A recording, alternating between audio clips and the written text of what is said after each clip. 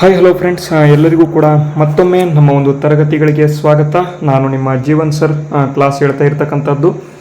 VAO ಪರೀಕ್ಷೆಗೆ total ಆಗಿ 20 ತರಗತಿಗಳು ಈಗಾಗಲೇ ಆಗಿದ್ದಾವೆ. ಡಿಸ್ಕ್ರಿಪ್ಷನಲ್ಲಿ ಪ್ಲೇಲಿಸ್ಟ್ ಲಿಂಕನ್ನು ನಾನು ಆಲ್ರೆಡಿ ಸೆಂಡ್ ಮಾಡಿದ್ದೀನಿ. ಓಕೆನಾ? ಯಾರ್ಯಾರು ಇನ್ನೂ ಕೂಡ 20 ತರಗತಿಗಳನ್ನು ನೋಡಿಲ್ಲ ನೋಡ್ಕೊಂಡು ಬನ್ನಿ. ಎಲ್ಲ ತರಗತಿಗಳು ತುಂಬ ಇಂಪಾರ್ಟೆಂಟ್ ಇದ್ದಾವೆ. VA ಪರೀಕ್ಷೆಗೆ ಡೈರೆಕ್ಟಾಗಿ ಇಲ್ಲಿಂದ ಕ್ವಶನ್ಸ್ ಬರ್ತಕ್ಕಂಥ ಸಾಧ್ಯತೆ ಇರುತ್ತೆ. ಯಾವ ರೀತಿ ತರಗತಿಗಳು ನಡೀತಾ ಇದ್ದಾವೆ ಅಂತ ಅಂದರೆ 100% ನಿಮಗೆ ಏನಪ್ಪ ಅಂತ ಅಂದರೆ VA ಮಾಡಿಸ್ತಕ್ಕಂಥ ತರಗತಿಗಳು ನಡೀತಾ ಇದ್ದಾವೆ. ಅದಕ್ಕಾಗಿ ಈ ಒಂದು ತರಗತಿಗಳನ್ನು ನೋಡ್ಕೊಳ್ತಾ ಹೋಗಿ. ಇನ್ನೇನು ಸ್ವಲ್ಪ ದಿನದಲ್ಲಿ ಸಂಪೂರ್ಣವಾಗಿರ್ತಕ್ಕಂಥ ಕರ್ನಾಟಕದ ಇತಿಹಾಸದ ಬಗ್ಗೆ ಸಂಪೂರ್ಣವಾಗಿ ಮುಗಿದ್ಬಿಡುತ್ತೆ. ನೆಕ್ಸ್ಟ್ ಇನ್ನೊಂದು ಟಾಪಿಕ್ ಬಗ್ಗೆ ನೋಡ್ಕೊಳ್ತಾ ಹೋಗೋಣ. ಅದಕ್ಕಿಂತ ಮುಂಚಿತವಾಗಿ ತುಂಬ ವಿದ್ಯಾರ್ಥಿಗಳು ಕೇಳ್ತೀರಾ ನಮಗೆ ನಮ್ಮ ಒಂದು ಕೋರ್ಸನ್ನು ಪರ್ಚೇಸ್ ಮಾಡೋದಕ್ಕೆ. ನೋಡಿ ವಿದ್ಯಾರ್ಥಿಗಳೇ, ಸಂಪೂರ್ಣ ಬ್ಯಾಚ್ ಅಂತ ನಾವು ಲಾಂಚ್ ಮಾಡಿದ್ದೀವಿ. ಈ ಒಂದು ಸಂಪೂರ್ಣ ಬ್ಯಾಚಲ್ಲಿ ನಿಮಗೆ ಗ್ರಾಮ ಆಡಳಿತಾಧಿಕಾರಿಗೆ ಸಂಬಂಧಪಟ್ಟಂತೆ ಭಾರತದ ಇತಿಹಾಸ, ಕರ್ನಾಟಕದ ಇತಿಹಾಸ, ಭೂಗೋಳ, ಅರ್ಥವ್ಯವಸ್ಥೆ ಮತ್ತು ಇಲ್ಲಿ ಸಂವಿಧಾನ ಜೊತೆಗೆ 6 ತಿಂಗಳ ಒಂದು ಪ್ರಚಲಿತ ಘಟನೆಗಳು ಸೇರಿ ನಿಮಗೆ ಈ ಒಂದು ಬ್ಯಾಚನ್ನು ನಾವು ಪ್ರೊವೈಡ್ ಮಾಡಿರ್ತೀವಿ. ಟೋಟಲ್ ಆಗಿ ಓನ್ಲಿ ಜಿ ಕೆ ಪೇಪರ್ ಬ್ಯಾಚಲ್ಲಿ ಈ ಒಂದು ಬ್ಯಾಚಲ್ಲಿ ನಿಮಗೆ ಸಂಪೂರ್ಣವಾಗಿ ಸಿಗುತ್ತೆ. ಇದರಲ್ಲಿ ಮೆಂಟಲ್ ಎಬಿಲಿಟಿ ಇರೋದಿಲ್ಲ, ಅದು ಗೊತ್ತಿರಬೇಕು. ಯಾಕೆ ಅಂತಂದರೆ ಮೆಂಟಲ್ ಎಬಿಲಿಟಿ ನಾವೇ ನಮ್ಮ ಒಂದು ತರಗತಿಯಲ್ಲಿ ಫ್ರೀಯಾಗಿ ನಿಮಗೆ ತಿಳಿಸ್ಕೊಡ್ತಾ ಹೋಗ್ತೇನೆ. ಎಕ್ಸಾಮಿನ ಹತ್ರ ಬಂದಂಗೆ ಮೆಂಟಲ್ ಎಬಿಲಿಟಿ ಕ್ಲಾಸ್ಗಳನ್ನು ಮಾಡ್ಕೊಳ್ತಾ ಹೋಗ್ತೀವಿ. ಯಾರ್ಯಾರು ಈ ಒಂದು ಕೋರ್ಸನ್ನು ಇನ್ನೂ ಕೂಡ ಬೈ ಮಾಡಿಲ್ಲ, ಪರ್ಚೇಸ್ ಮಾಡ್ಕೊಂಡಿಲ್ಲ, ಈ ಒಂದು ಕೋರ್ಸನ್ನು ಪರ್ಚೇಸ್ ಮಾಡ್ಕೊಳ್ಳಿ. ಇಲ್ಲಿ ಕೊಟ್ಟಿರತಕ್ಕಂಥ ಸ್ಕ್ಯಾನರ್ ಮುಖಾಂತರ 501 ರೂಪಾಯಿ ಸೆಂಡ್ ಮಾಡಿ ನೀವು ಈ ಒಂದು ಕೋರ್ಸನ್ನು ಪರ್ಚೇಸ್ ಮಾಡ್ಕೋಬೋದು. ವಿದ್ಯಾರ್ಥಿಗಳೇ, ಈ ಒಂದು ಕೋರ್ಸಲ್ಲಿ ಎಲ್ಲ ಥಿಯರಿ ನೋಟ್ಸ್ ಇರುತ್ತೆ. ಜೊತೆಗೆ ನಿಮಗೆ ಸಂಪೂರ್ಣವಾಗಿ ಏನು ಪರೀಕ್ಷೆಗೆ ಯೂಸ್ ಆಗಲಿ ಅಂತ ನಾವು ಕೆಲವೊಂದು ಪ್ರಶ್ನೆಗಳನ್ನು ಕೂಡ ಕೊಟ್ಟಿರ್ತೀವಿ. ಮತ್ತು ಕರೆಂಟ್ ಅಫೇರ್ಸನ್ನು ಕೂಡ ಇಲ್ಲಿ 6 ತಿಂಗಳ ಕರೆಂಟ್ ಅಫೇರ್ಸನ್ನು ಕೊಟ್ಟಿರ್ತೀವಿ. ಇದು 100% ನಿಮ್ಮ ಒಂದು VA ಪರೀಕ್ಷೆಗೆ ಪೇಪರ್ 1 ಅಂದರೆ GK paper, general knowledge paper ಇರುತ್ತಲ್ವಾ, ಆ ಒಂದು ಪೇಪರಿಗೆ ಯೂಸ್ ಆಗುತ್ತೆ. ಓನ್ಲಿ ವಿತಿನ್ 2 to 3 ಮಂತ್ಸ್ ಒಳಗೆ ಯಾವ ರೀತಿ 2 ರಿಂದ 3 ತಿಂಗಳ ಒಳಗಾಗಿ ಯಾವ ರೀತಿ ಓದಬೇಕು ಅಂತಲೂ ಕೂಡ ಈ ಒಂದು ಇದರಲ್ಲಿ ಮಾಹಿತಿಗಳನ್ನು ಕೊಡ್ತಾ ಹೋಗಿದ್ದೇನೆ. ಓಕೆನಾ? ಈಗ ಡೈರೆಕ್ಟಾಗಿ ಬಂದ್ಬಿಡಿ. ಇವತ್ತಿನ ಮೊದಲನೇ ಪ್ರಶ್ನೆ ನೋಡೋಣ. ನೋಡಿ ವಿದ್ಯಾರ್ಥಿಗಳೇ, ಹಿಂದಿನ 20ನೇ ತರಗತಿಯಲ್ಲಿ ನಾನು ಹೇಳಿದ್ದೆ ಟಿಪ್ಪು ಸುಲ್ತಾನನ ಬಗ್ಗೆ ನಾನು ಹೇಳಿದ್ದೆ. ವಿದ್ಯಾರ್ಥಿಗಳೇ, ಟಿಪ್ಪು ಸುಲ್ತಾನ ಅಂತ ಬಂದಾಗ ಮತ್ತೆ ಇಲ್ಲಿ ಹೈದರಾಲಿ ಸುಲ್ತಾನ ಅಂತ ಬಂದಾಗ ಇವ್ರು ಏನಪ್ಪ ಮಾಡ್ತಾರೆ ಅಂತ ಅಂದರೆ, ಚಿಕ್ಕ ದೇವರಾಜ ಒಡೆಯರು ಆದ ನಂತರ ಬರ್ತಕ್ಕಂಥ ಒಡೆಯರು ಅತ್ಯಂತ ದುರ್ಬಲ ಒಡೆಯರು ಆಗಿರುವ ಕಾರಣದಿಂದಾಗಿ ಹೈದರಾಲಿ ಏನಪ್ಪ ಮಾಡ್ತಾನೆ, ಈ ಒಂದು ಒಡೆಯರ ರಾಜವಂಶವನ್ನು ಅಥವಾ ರಾಜನನ್ನ ಸ್ವಲ್ಪ ಸೈಡಿಗೆ ಇಟ್ಬಿಟ್ಟು ಏನಪ್ಪ ಮಾಡ್ತಾನೆ, ಹೈದರಾಲಿ ಅತ್ಯಂತ ಬಲಿಷ್ಠವಾಗಿ ಆಗಿಬಿಟ್ಟು ಸೇನಾಧಿಕಾರಿಯನ್ನು ವಹಿಸಿಕೊಂಡು ಅವನು ರಾಜ್ಯಭಾರವನ್ನು ಮಾಡೋದಕ್ಕೆ ಶುರು ಮಾಡ್ತಾನೆ. 1761 ಸಂದರ್ಭದಲ್ಲಿ ಇದು ಆಳ್ವಿಕೆಗೆ ಬರ್ತಾರೆ. 1759ರಿಂದನೇ ಅವರು ಆಲ್ರೆಡಿ ತುಂಬ ಸ್ಟ್ರಾಂಗ್ ಆಗಿರ್ತಾರೆ, ಬಲಶಾಲಿಯಾಗಿರ್ತಾನೆ ಹೈದರಾಲಿ. ಬಟ್ 1761ರಲ್ಲಿ ಆಲ್ರೆಡಿ ಅವನು ಬೇರೆ ಬೇರೆ ರಾಜ್ಯಗಳ ಮೇಲೆ ಏನು ಅಟ್ಯಾಕನ್ನು ಮಾಡ್ತಾ ಇರ್ತಾನೆ, ಅದು ಗೊತ್ತಿರಬೇಕು. 1763ರಲ್ಲಿ ಚಿತ್ರದುರ್ಗದ ಪಾಳೆಗಾರರ ಮೇಲೆ, ಮದಕರಿ ನಾಯಕನ ಮೇಲೆ ಕೂಡ ಇವನು ಏನಪ್ಪ ಮಾಡ್ತಾನೆ ಅಂತ ಯುದ್ಧವನ್ನು ಸಾರಿರ್ತಾನೆ ಎನ್ನುವುದು ಗೊತ್ತಿರಬೇಕು. ಒನಕೆ ಓಬವ್ವನ ಬಗ್ಗೆ ನಾನು ಈಗಾಗಲೇ ಹಿಂದಿನ ತರಗತಿಯಲ್ಲಿ ನಾನು ಹೇಳಿದ್ದೇನೆ. ಏನು ಚಿತ್ರದುರ್ಗದ ಪಾಳೆಗಾರರನ್ನ ಮಾಡಬೇಕಾದ್ರೆ ಅದರ ಬಗ್ಗೆ ಮಾಹಿತಿಯನ್ನು ಕೊಟ್ಟಿದ್ದೇನೆ. ಓಕೆನಾ ವಿದ್ಯಾರ್ಥಿಗಳೇ? ಲಿಂಕ್ ತುಂಬ ಇಂಪಾರ್ಟೆಂಟು. ವಿದ್ಯಾರ್ಥಿಗಳೇ, ಇಲ್ಲಿ ಮೈಸೂರಿನ ಒಡೆಯರು ಟೋಟಲ್ ಆಗಿ 1300ರಿಂದ 14ನೇ ಶತಮಾನದಿಂದ ಕಂಟಿನ್ಯೂಸ್ ಆಗಿ ಆಳ್ಕೊಳ್ತಾ ಬರ್ತಾರೆ. 1761ರ ಸಂದರ್ಭದಲ್ಲಿ ಇಲ್ಲಿ ಮುಮ್ಮಡಿ ಕೃಷ್ಣರಾಜ ಒಡೆಯರು ಅಲ್ಲ, ಇಲ್ಲಿ 1761ರ ಸಂದರ್ಭದಲ್ಲಿ ಇಲ್ಲಿ ಚಿಕ್ಕ ದೇವರಾಜ ಒಡೆಯರ ಆಳ್ವಿಕೆ ಆದ ನಂತರ ಮುಂದೆ ಬರ್ತಕ್ಕಂಥ ಒಂದು ಒಡೆಯರುಗಳು ದುರ್ಬಲರಾಗಿದ್ರು. ಅದನ್ನ ನೋಡಿಕೊಂಡು ಹೈದರಾಲಿ ಏನ್ ಮಾಡ್ತಾನೆ, ಅಟ್ಯಾಕ್ ಮಾಡಿ ಅವನು ರಾಜ್ಯಭಾರವನ್ನ ಮಾಡ್ತಾನೆ. 1761ರಿಂದ 1799ರವರೆಗೆ ತುಂಬ ಇಂಪಾರ್ಟೆಂಟು. ಟೋಟಲ್ ಆಗಿ 4 ಮೈಸೂರು ಯುದ್ಧಗಳು, ಆಂಗ್ಲೋ ಮೈಸೂರು ಯುದ್ಧಗಳು ನಡೀತವೆ. ವಿದ್ಯಾರ್ಥಿಗಳೇ, ಆಂಗ್ಲೋ ಮೈಸೂರು ಯುದ್ಧಗಳು ಅಂತ ಬಂದಾಗ ನೀವು ಒಡೆಯರಿಗೆ ಮತ್ತೆ ಇಲ್ಲಿ ಯಾರಿಗೆ ಅಂತ ಅಂದರೆ ಈ ಒಂದು ಬ್ರಿಟಿಷರಿಗೆ ಯುದ್ಧಗಳನ್ನು ಸಾರಿಬಿಡ್ತೀರ. ವಿದ್ಯಾರ್ಥಿಗಳು, ಇದು ಅಲ್ಲ ಏನಪ್ಪ ಅಂತಂದರೆ ಬ್ರಿಟಿಷರ ನಡುವೆ ಮತ್ತೆ ಇಲ್ಲಿ ಮೈಸೂರಿನ ಸುಲ್ತಾನರ ನಡುವೆ ಆಗುತ್ತೆ. ಹೈದರಾಲಿ ಮತ್ತು ಟಿಪ್ಪು ಸುಲ್ತಾನರ ನಡುವೆ ಈ ಒಂದು 4 ಆಂಗ್ಲೋ ಮೈಸೂರು ಯುದ್ಧಗಳು ನಡೀತವೆ. ಇದು ಗೊತ್ತಿರಬೇಕು. ಎಲ್ಲರೂ ಕೂಡ ಯಾವ ರೀತಿ ಕನ್ಫ್ಯೂಷನ್ನಲ್ಲಿ ಇರ್ತೀರಾ ಅಂತಾರೆ, ಮೈಸೂರಿನ ಒಡೆಯರಿಗೆ ಮತ್ತೆ ಇಲ್ಲಿ ಈ ಒಂದು ಬ್ರಿಟಿಷರಿಗೆ ಯುದ್ಧ ಆಯಿತು ಅಂತ ಅನ್ಕೊಂಡಿರ್ತೀರ. ವಿದ್ಯಾರ್ಥಿಗಳೇ, ಇದು ಗೊತ್ತಿರಬೇಕು ನಿಮಗೆ. ಓಕೆನಾ? ಹೈದರಾಲಿ ಮತ್ತೆ ಟಿಪ್ಪು ಸುಲ್ತಾನನ ನಡುವೆ ಮತ್ತೆ ಇಲ್ಲಿ ಯಾರಪ್ಪ ಅಂತ ಅಂದರೆ ಬ್ರಿಟಿಷರ ನಡುವೆ ಆಂಗ್ಲೋ ಮೈಸೂರು ಯುದ್ಧಗಳು ನಡೀತವೆ. ಅದರ ಬಗ್ಗೆ ಆಲ್ರೆಡಿ ಹಿಂದಿನ ಕ್ಲಾಸಲ್ಲಿ ಹೇಳಿದ್ದೀನಿ. ಅದರ ಬಗ್ಗೆ ಜಾಸ್ತಿ ನಾವು ಇಲ್ಲಿ ಡೆಪ್ತ್ ಹೋಗತಕ್ಕಂಥ ಅವಶ್ಯಕತೆ ಇಲ್ಲ. ಈಗ ನೋಡಿ ವಿದ್ಯಾರ್ಥಿಗಳೇ, ಮೊದಲನೇ ಪ್ರಶ್ನೆ ಏನಪ್ಪಾ ಅಂತ ಅಂದರೆ ಇಲ್ಲಿ ಬಿದನೂರು ರಿವೋಲ್ಟ್ ಅಂತ ಬರುತ್ತೆ. ವಿದ್ಯಾರ್ಥಿಗಳೇ, 1799ರಲ್ಲಿ 3ನೇ ಕೃಷ್ಣರಾಜ ಒಡೆಯರು ಕೃಷ್ಣರಾಜ ಒಡೆಯರ್ ಏನಪ್ಪ ಮಾಡ್ತಾರೆ ಅಂತ ಅಂದ್ರೆ ಈ ಒಂದು ಟಿಪ್ಪು ಸುಲ್ತಾನ ಸತ್ತ ನಂತರ ಬ್ರಿಟಿಷರಿಂದ ತನ್ನ ಒಂದು ಸಾಮ್ರಾಜ್ಯವನ್ನ ಕೈಗೆ ಇಸ್ಕೊಳ್ತಾನೆ, ಅಥವಾ ಮೂರನೇ ಕೃಷ್ಣರಾಜ ಒಡೆಯರಿಗೆ ಈ ಒಂದು ಬ್ರಿಟಿಷರು ಸಾಮ್ರಾಜ್ಯವನ್ನ ಕೊಡ್ತಾರೆ. ಈ ಒಂದು ಬ್ರಿಟಿಷರು ಈ ಒಂದು ಮೂರನೇ ಕೃಷ್ಣರಾಜ ಒಡೆಯರಿಗೆ ಸಾಮ್ರಾಜ್ಯವನ್ನ ಕೊಟ್ಟ ನಂತರ ಏನಪ್ಪಾ ಆಗತ್ತೆ ಅಂತ ಅಂದ್ರೆ ಇಲ್ಲಿ ಕೊಟ್ಟಿರ್ತಕ್ಕಂಥ ಒಂದು ಮೂರನೇ ಕೃಷ್ಣರಾಜ ಒಡೆಯರು ಅತ್ಯಂತ ದುರ್ಬಲ ರಾಜ ಆಗಿದ್ದ. ಮತ್ತೆ ಇಲ್ಲಿ ಅವನೇನ್ ಮಾಡ್ತಾ ಇದ್ದ, ಖಾನಾ ಪೀನಾ ಜಾನ ಈ ರೀತಿಯಾಗಿದ್ದ, ಬರೀ ಊಟ ಮಾಡ್ತಾ ಇದ್ದ, ಹೋಗ್ತಾ ಇದ್ದ, ಈ ರೀತಿಯಾಗಿದ್ದ. ಅದಕ್ಕಾಗಿ ಮತ್ತೆ ಇಲ್ಲಿ ಅಲ್ಲಿ ಇರ್ತಕ್ಕಂಥ ಜನರ ಮೇಲೆ ಜಾಸ್ತಿಯಾಗಿ ಅವನು ಟ್ಯಾಕ್ಸ್ ಹಾಕ್ದ. ಅದಕ್ಕಾಗಿ ಆ ಒಂದು ಟ್ಯಾಕ್ಸ್ನ ಒಂದು ಕಾರಣದಿಂದಾಗಿ ಏನಪ್ಪಾ ಆಗತ್ತೆ ಅಂತ ಅಂದ್ರೆ 1831ರಲ್ಲಿ ಬೂದಿ ಬಸಪ್ಪ ಎಂಬತಕ್ಕಂಥವನು, ಬೂದಿ ಬಸಪ್ಪ ತುಂಬಾ ಇಂಪಾರ್ಟೆಂಟ್. ಬೂದಿ ಬಸಪ್ಪ ಮುಂದೆ ಕ್ವಶನ್ ಇದೆ, ನಾನು ತೋರಿಸ್ಕೊಡ್ತಾ ಹೋಗ್ತೇನೆ. ಬೂದಿ ಬಸಪ್ಪ ಎಂಬತಕ್ಕಂಥವನು ನಗರ ಎಂಬತಕ್ಕಂಥ ಒಂದು ರೆವಲ್ಯೂಷನ್ ಅಥವಾ ಬಿದನೂರು ಎಂಬತಕ್ಕಂಥ ಒಂದು ದಂಗೆಯನ್ನು ಶುರು ಮಾಡ್ತಾನೆ 1831-32ರಲ್ಲಿ. ಈ ಒಂದು ಬಿದನೂರು ಎಂಬತಕ್ಕಂತಹ ಒಂದು ದಂಗೆಯನ್ನು ಶುರು ಮಾಡ್ತಾನೆ. ಇದು ತುಂಬಾ ಇಂಪಾರ್ಟೆಂಟ್ ವಿದ್ಯಾರ್ಥಿಗಳೇ. ಈಗ ನೋಡಿ, ಮೊದಲನೇ ಪ್ರಶ್ನೆ ಇದೆ, the Bidanur revolt broke out after the fall of Tipu Sultan in 1799 ಅಂತ ಕೊಟ್ಟಿದ್ದಾರೆ. ಏನಪ್ಪಾ ಅಂತ ಅಂದ್ರೆ ಕನ್ನಡದಲ್ಲಿ ನೋಡಿ, ಬಿದನೂರು ದಂಗೆಯು 1799ರಲ್ಲಿ ಟಿಪ್ಪು ಸುಲ್ತಾನನ ಪತನದ ನಂತರ ಆರಂಭವಾಯಿತು ಅಂತ ಕೊಟ್ಟಿದ್ದಾರೆ. ನಾನು ಈಗಾಗಲೇ ಹೇಳಿದೆ ಬಿದನೂರು ರೆವಲ್ಯೂಷನ್ ಅಥವಾ ಬಿದನೂರು ದಂಗೆ 1831ರಲ್ಲಿ ಆಯಿತು ಅಂತ. ಆದರೆ ಇಲ್ಲಿ ಏನು ಟಿಪ್ಪು ಸುಲ್ತಾನ ಸತ್ತಿದ್ದು 1799ರಲ್ಲಿ. ಹಾಗಾಗಿ ಮೊದಲನೇ ಹೇಳಿಕೆ 100% ಸರಿ ಇದೆ. ಅದೇ ರೀತಿ ನೋಡಿ, ಈ ದಂಗೆಯು ಬ್ರಿಟಿಷರ ಆಳ್ವಿಕೆಯ ವಿರುದ್ಧ ನಡೆಯಿತು ಅಂತ ಕೊಟ್ಟಿದ್ದಾರೆ. ನೋಡಿ ವಿದ್ಯಾರ್ಥಿಗಳೇ, ಬ್ರಿಟಿಷರ ಆಳ್ವಿಕೆಯ ವಿರುದ್ಧ ನಡೆಯಿತು ಅಂತ ಕೊಟ್ಟಿದ್ದಾರೆ. ವಿದ್ಯಾರ್ಥಿಗಳಿಗೆ ಇಂಥ ಪ್ರಶ್ನೆ ಬಂದಾಗ ಈ ಒಂದು ದಂಗೆ ಏನಿದೆ ಬ್ರಿಟಿಷರ ಆಳ್ವಿಕೆ ವಿರುದ್ಧ ನಡೆಯಲಿಲ್ಲ, ಇದು ಒಡೆಯರ ಆಳ್ವಿಕೆಯ ವಿರುದ್ಧ ನಡೆಯಿತು. ಒಡೆಯರ ಒಂದು ಆಳ್ವಿಕೆಯ ಒಂದು ವಿರುದ್ಧ ನಡೆಯುತ್ತೆ. ಹಾಗಾಗಿ ಎರಡನೇ ಹೇಳಿಕೆಯಲ್ಲಿ ತಪ್ಪು. ನೆಕ್ಸ್ಟ್ ಮೂರನೇದು ನೋಡಿ, ದಂಗೆಯನ್ನು ಹತ್ತಿಕ್ಕಿದ ನಂತರ ಬ್ರಿಟಿಷರು ಕೆಳದಿಯ ಆಡಳಿತವನ್ನ ಮರುಸ್ಥಾಪನೆ ಮಾಡಿದರು ಅಂತ ಕೊಟ್ಟಿದ್ದಾರೆ. ವಿದ್ಯಾರ್ಥಿಗಳೇ, ಕೆಳದಿ ನಾಯಕರು ಆಲ್ರೆಡಿ ನಾವು ಆಗಲಿ ಓದ್ಬಿಟ್ಟಿದೀವಿ ಅಂತ ಅಂದ್ರೆ ಏನು, ಕೆಳದಿ ನಾಯಕರು ಬಂದು ಹೋಗ್ಬಿಟ್ಟಿದ್ದಾರೆ.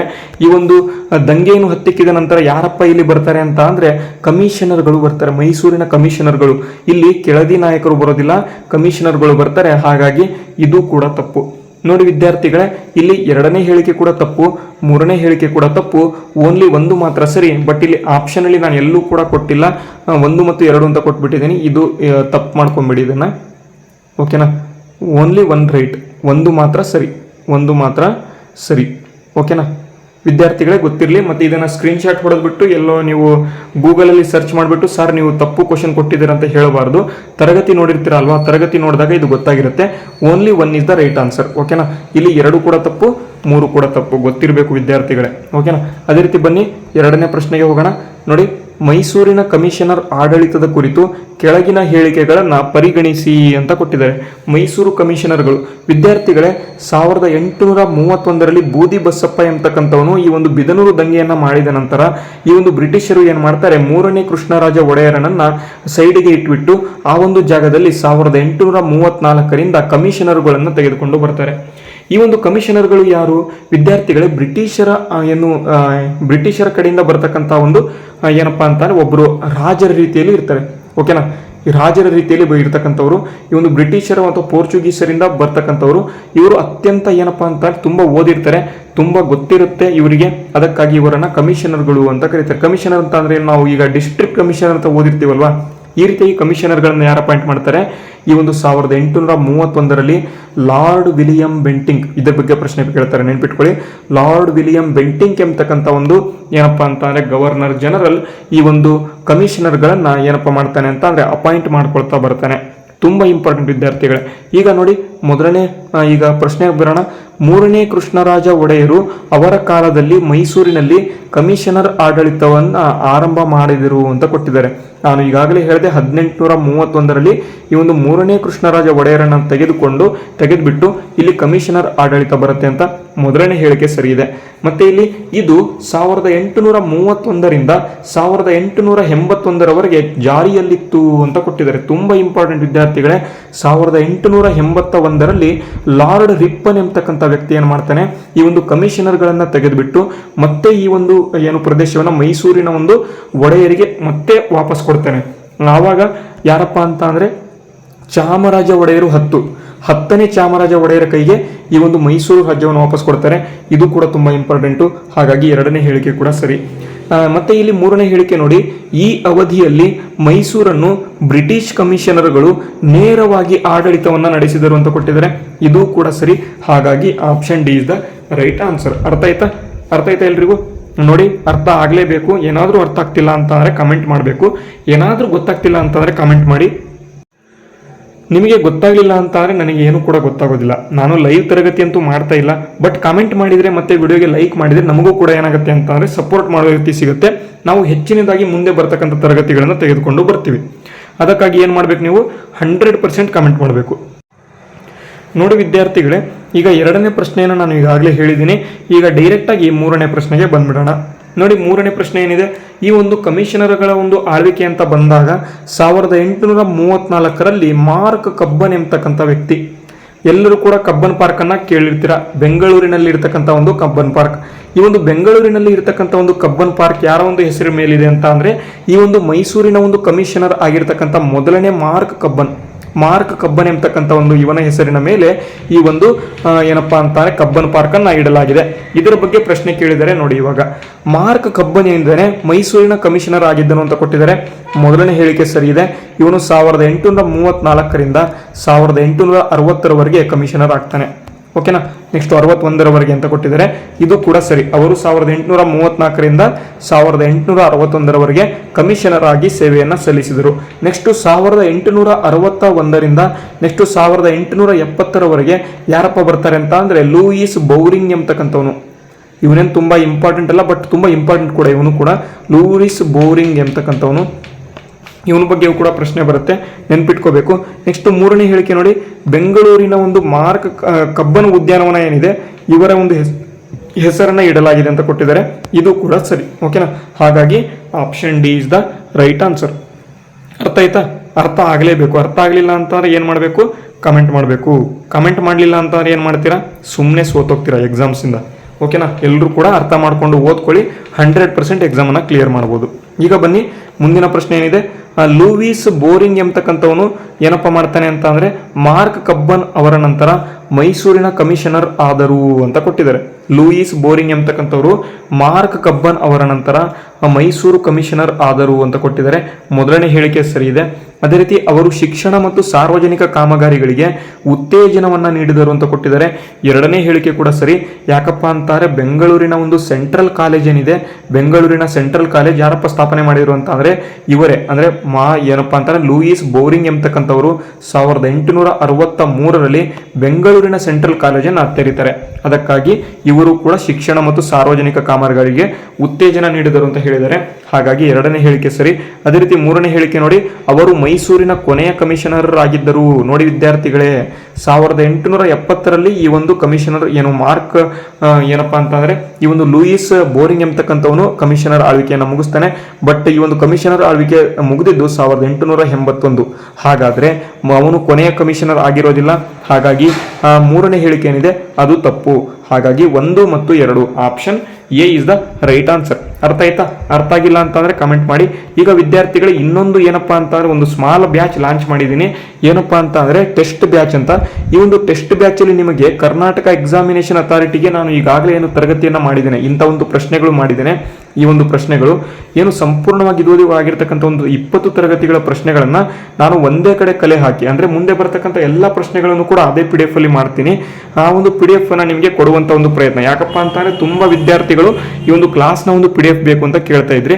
ಅದಕ್ಕಾಗಿ ಅದಕ್ಕೂ ಕೂಡ ನಾನು ಒಂದು ಬ್ಯಾಚ್ ಅನ್ನ ಲಾಂಚ್ ಮಾಡಿದ್ದೀನಿ. ಬ್ಯಾಚ್ ಪ್ರೈಸ್ ಬಂದ್ಬಿಟ್ಟು 201 ರೂಪಾಯಿ ಅಷ್ಟೇ ಇರುತ್ತೆ. ಈ ಒಂದು 201 ರೂಪಾಯಿನ ನೀವು ಇಲ್ಲಿ ಕೊಟ್ಟಿರ್ತಕ್ಕಂಥ ಸ್ಕ್ಯಾನರ್ ಮುಖಾಂತರ ಪೇ ಮಾಡಿ udyogjeevan12@gmail.com ಅಂತ ಇಮೇಲ್ ವಿಳಾಸಕ್ಕಾದ್ರೂ ನೀವು ಸ್ಕ್ರೀನ್ಶಾಟ್ ಕಳಿಸಬಹುದು.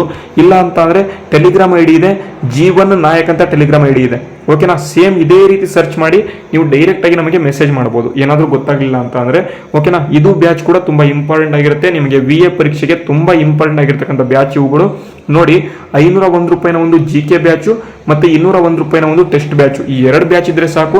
100% ಹೇಳ್ತೀನಿ, 100% ಹೇಳ್ತೀನಿ, ನಿಮ್ಮ ಒಂದು GK ಸಂಬಂಧಪಟ್ಟಂತೆ ಏನು ಕೂಡ ಮಿಸ್ ಆಗೋದಿಲ್ಲ. ಓಕೆನಾ, ಇದು ಗೊತ್ತಿರಲಿ. ಈಗ ಡೈರೆಕ್ಟ್ ಆಗಿ ಮುಂದಿನ ಪ್ರಶ್ನೆಗೆ ನಾವು ಹೋಗೋಣ. ಬನ್ನಿ, ಏನಪ್ಪಾ ಅಂತಂದ್ರೆ ಮುಂದಿನ ಪ್ರಶ್ನೆ 1881 ಮೈಸೂರು ಅಧಿಕಾರ ಹಸ್ತಾಂತರ ಅಥವಾ ರೆಂಡಿಷನ್ ಅಂತ ನಾನು ಹೇಳಿದೆ. 1881ರಲ್ಲಿ 10ನೇ ಚಾಮರಾಜ ಒಡೆಯರಿಗೆ ಹಸ್ತಾಂತರ ಮಾಡ್ತಾರೆ ಅಂತ, ಅದಕ್ಕೆ ಹೇಳಿಕೆಗಳನ್ನ ಪರಿಗಣಿಸಿ ಅಂತ ಕೊಟ್ಟಿದ್ದಾರೆ. ಈ ಒಂದು ಅಧಿಕಾರ ಹಸ್ತಾಂತರದ ಮೂಲಕ ಮೈಸೂರು ಆಡಳಿತವನ್ನ ಚಾಮರಾಜ ಒಡೆಯರು 10 ಅವರಿಗೆ ಮರಳಿ ಹಸ್ತಾಂತರವನ್ನ ಮಾಡಲಾಯಿತು ಅಂತ ಕೊಟ್ಟಿದ್ದಾರೆ. ಮೊದಲನೇ ಹೇಳಿಕೆ ಸರಿ. ಅದೇ ರೀತಿ ಇದರೊಂದಿಗೆ ಕಮಿಷನರ್ ಆಡಳಿತ ಅಂತ್ಯಗೊಂಡಿತು ಅಂತ ಕೊಟ್ಟಿದ್ದಾರೆ, ಇದು ಕೂಡ ಸರಿ. ಅದೇ ರೀತಿ ಮೂರನೇ ನೋಡಿ, ಈ ಅಧಿಕಾರ ಹಸ್ತಾಂತರವು ಲಾರ್ಡ್ ರಿಪ್ಪನ್ ಅವರ ಕಾಲದಲ್ಲಿ ನಡೆಯಿತು. ತುಂಬಾ ಇಂಪಾರ್ಟೆಂಟ್. ಇದರ ಬಗ್ಗೆಯೂ ಕೂಡ ನಾನು ಈಗಾಗಲೇ ಹಿಂದಿನ ಒಂದು ಇದೇ ತರಗತಿಯಲ್ಲಿ ಸ್ವಲ್ಪ ಹಿಂದೆ ಹೋದ್ರೆ ನಿಮಗೆ ಸಿಗುತ್ತೆ. ಲಾರ್ಡ್ ರಿಪ್ಪನ್ ಎಂಬತಕ್ಕಂಥವನು, ಲಾರ್ಡ್ ರಿಪ್ಪನ್ ಅವರ ಒಂದು ಕಾಲದಲ್ಲಿ ಈ ಒಂದು ಮೈಸೂರು ಆಡಳಿತ ಏನಿದೆ ಕಮಿಷನರ್ ಆಳ್ವಿಕೆಯನ್ನು ತೆಗೆದುಹಾಕಿ ಮತ್ತೆ ಇಲ್ಲಿ ಮೈಸೂರಿನ ಒಂದು ಒಡೆಯರು ವಾಪಸ್ ಬರ್ತಾರೆ.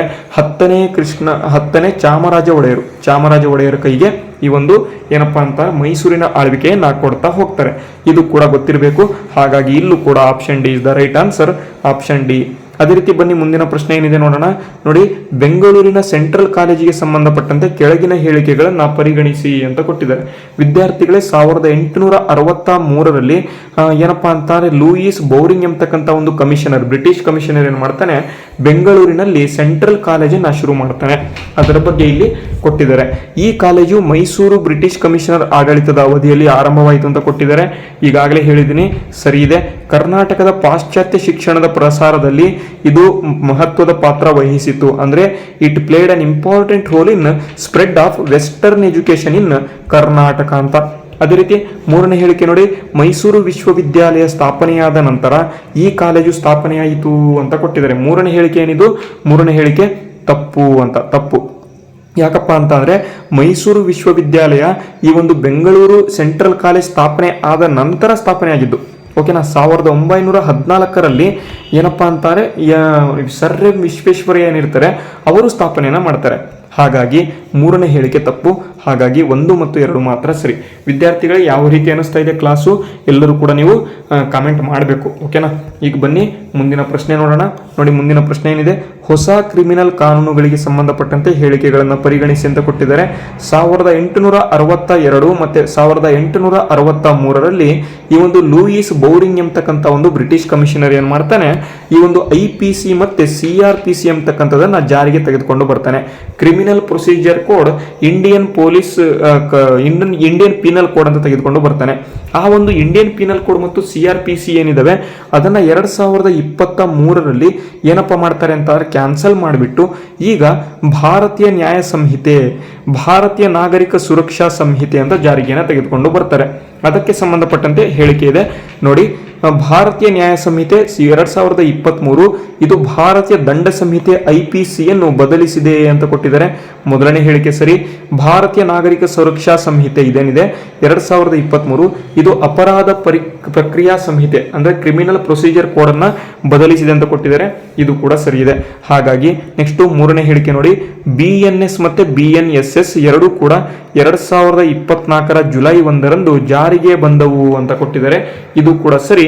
ಹಾಗಾಗಿ option D is the right answer. ಅರ್ಥ ಆಯಿತು ಅಂತ ನಾನು ಅನ್ಕೊಂಡಿದ್ದೀನಿ. ಈಗ ಡೈರೆಕ್ಟ್ ಆಗಿ ಬನ್ನಿ, ಕೊನೆಯ ಪ್ರಶ್ನೆ ಇದು. ಕೊನೆಯ ಪ್ರಶ್ನೆಗೆ ಆನ್ಸರ್ ನೀವು ಮಾಡ್ತೀರಾ ಅಥವಾ ನಾನು ಮಾಡೋಣ? ನೋಡಿ, ಮೊದಲನೇದಾಗಿ ಕೊನೆಯ ಪ್ರಶ್ನೆಗೆ ಆನ್ಸರ್ ನೀವು ಮಾಡಿ. ಮುಂದಿನ ತರಗತಿಯಿಂದ ನಾನೇನು ಮಾಡ್ತೀನಿ, ಹಿಂದಿನ ಒಂದು ಕ್ವಶನ್ ಅನ್ನು ನಾನು ಮುಂದಿನ ತರಗತಿಯಲ್ಲಿ ಹೇಳ್ಕೊಡ್ತಾ ಹೋಗ್ತೀನಿ. ಓಕೆನಾ? ಈಗ ಡೈರೆಕ್ಟ್ ಆಗಿ ಬನ್ನಿ. ಈ ಒಂದು ಪ್ರಶ್ನೆ ಏನಿದೆ ನೋಡಿ, ಮೂರನೇ ಕೃಷ್ಣರಾಜ ಒಡೆಯರು 1799ರಲ್ಲಿ ಬಾಲಕರಾಗಿದ್ದಾಗ ಮೈಸೂರು ಸಿಂಹಾಸನಕ್ಕೆ ಏರಿದರು ಅಂತ ಕೊಟ್ಟಿದ್ದಾರೆ. ನೆಕ್ಸ್ಟ್ ಎರಡನೇ ಹೇಳಿಕೆ ನೋಡಿ, ಅವರ ಅಪ್ರಾಪ್ತ ವಯಸ್ಸಿನಲ್ಲಿ ಪೂರ್ಣಯ್ಯ ಅಥವಾ ದಿವಾನ್ ಪೂರ್ಣಯ್ಯ ಎಂಬತಕ್ಕಂಥವರು ದಿವಾನರಾಗಿ ರಾಜ್ಯದ ಆಡಳಿತವನ್ನ ನಡೆಸಿದರು ಅಂತ ಕೊಟ್ಟಿದ್ದಾರೆ. ನೆಕ್ಸ್ಟ್ ಮೂರನೇದು ನೋಡಿ, ನಗರ ದಂಗೆಯು ಮೈಸೂರಿನ ಮೇಲಿನ ಬ್ರಿಟಿಷರ ಪ್ರಭಾವದ ಅವಧಿಯಲ್ಲಿ ನಡೆಯಿತು ಅಂತ ಕೊಟ್ಟಿದ್ದಾರೆ. ಹಾಗಾದ್ರೆ ಯಾವ್ದು ಸರಿ ಎಲ್ಲರೂ ಕೂಡ ಕಮೆಂಟ್ ಬಾಕ್ಸ್ ಮೂಲಕ ಕಮೆಂಟ್ ಮಾಡಬೇಕು. ಓಕೆನಾ? ಈಗ ಡೈರೆಕ್ಟ್ ಆಗಿ ಬನ್ನಿ, ನಾನು ಪ್ರತಿದಿನ ಯಾವ ರೀತಿ ತರಗತಿಯನ್ನ ಕೊಡ್ತೇನೆ ಅದೇ ರೀತಿ ನಾನು ಈ ರೀತಿಯಾಗಿ ತೆಗೆದುಕೊಂಡು ಬರ್ತೇನೆ. ಯಾಕಪ್ಪ ಅಂತಾರೆ ಇಂಥದ್ದು ನೀವು ಸಂಪೂರ್ಣವಾಗಿ ತರಗತಿ ನೋಡಿದ್ಮೇಲೆ ಸ್ವಲ್ಪ ಇದನ್ನ ನೋಡ್ಬಿಟ್ರೆ 100% ನೀವು ಏನಾಗ್ತೀರಾ ಅಂತ ಅಂದ್ರೆ ನಿಮಗೆ ಇದು ರಿವಿಷನ್ ಆಗ್ಬಿಡುತ್ತೆ. ಓಕೆನಾ? ಅದಕ್ಕಾಗಿ ಈಗ ನೋಡಿ ಏನಿದೆ, ಕೃಷ್ಣರಾಜ ಒಡೆಯರು 3 ಇವರು ಏನ್ ಮಾಡ್ತಾರೆ, ಬ್ರಿಟಿಷರ ಕೈಯಿಂದ ಈ ಒಂದು 4ನೇ ಆಂಗ್ಲೋ ಮೈಸೂರು ಯುದ್ಧ ಆದ ನಂತರ ಕೃಷ್ಣರಾಜ ಒಡೆಯರು 3ನೇ ಕೃಷ್ಣರಾಜ ಒಡೆಯರಿಗೆ ಈ ಒಂದು ಮೈಸೂರು ಆಡಳಿತವನ್ನು ಹಸ್ತಾಂತರ ಮಾಡ್ತಾರೆ.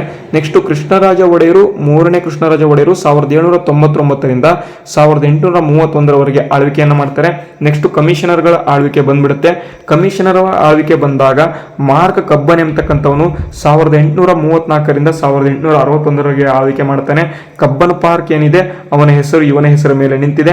ಇವನು ಏನ್ ಮಾಡ್ತಾನೆ, ನಮ್ಮ ಒಂದು ಕರ್ನಾಟಕದಲ್ಲಿ ಮೊದಲ ಬಾರಿಗೆ ಜೋಲಾರ್ಪೇಟೆಯಿಂದ ಬೆಂಗಳೂರಿಗೆ ರೈಲ್ವೆ ಲೇನ್ ಅನ್ನ ಶುರು ಮಾಡ್ತಾನೆ 1859ರಲ್ಲಿ. ಓಕೆನಾ, ಇದು ಕೂಡ ತುಂಬಾ ಇಂಪಾರ್ಟೆಂಟ್ ಆಗುತ್ತೆ. ಇವನಾದ ಬಳಿಕ ಅಂದ್ರೆ ಮಾರ್ಕ್ ಕಬ್ಬನ್ ಆದ ಬಳಿಕ ನೆಕ್ಸ್ಟ್ ಲೂಯಿಸ್ ಬೋರಿಂಗ್ ಎಂಬತಕ್ಕಂಥವನು ಬರ್ತಾನೆ. ಇವನು 1862ರಿಂದ 1870ರವರೆಗೆ ಆಳ್ವಿಕೆ ಮಾಡ್ತಾನೆ. CRPC IPC ಏನಿದಾವೆ ಅದಕ್ಕೆ 1862ರಲ್ಲಿ ತೆಗೆದುಕೊಂಡು ಬರ್ತಾನೆ.